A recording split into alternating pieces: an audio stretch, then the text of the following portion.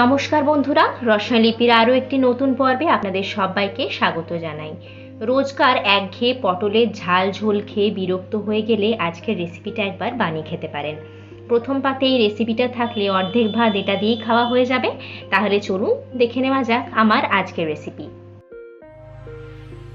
প্রথমেই আমি 6 থেকে 7টা পটল হাফ করে কেটে প্রেসার কুকারে দিয়ে দিচ্ছি।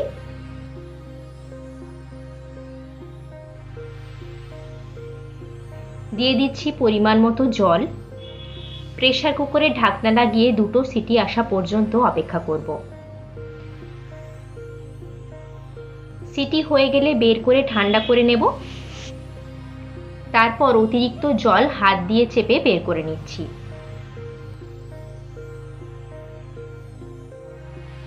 পটলগুলোকে একটা মিক্সিতে নিয়ে নিচ্ছি।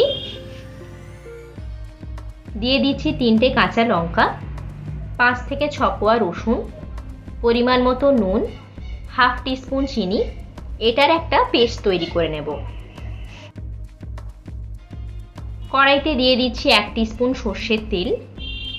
তেলটা ভালো করে গরম হয়ে গেলে দিয়ে দিচ্ছি 1/4 টিস্পুন কালো জিরে। কালো জিরেটাকে 30 সেকেন্ডের জন্য একটু ভেজে নেব। এরপর দিয়ে দিচ্ছি একটা কুচিয়ে রাখা পেঁয়াজ। পেঁয়াজটা দিয়ে ততক্ষণ ভেজে নেব যতক্ষণ না পেঁয়াজের কালারটা একটু চেঞ্জ হচ্ছে। 1 থেকে 2 মিনিট ভেজে নেওয়ার পর পেঁয়াজের কালারটা একটু চেঞ্জ হয়ে গেলে পটলের পেস্টটা দিয়ে দিচ্ছি। পটলের পেস্টটা দিয়ে সবকিছু ভালো করে একবার মিশিয়ে নিয়ে অনবরত নাড়াচাড়া করতে থাকবো। 3 থেকে 4 মিনিট অনবরত নাড়াচাড়া করার পর যখন জলটা শুকিয়ে গিয়ে কড়াই থেকে উঠে আসতে শুরু করবে তখন বুঝতে হবে এটা হয়ে গেছে।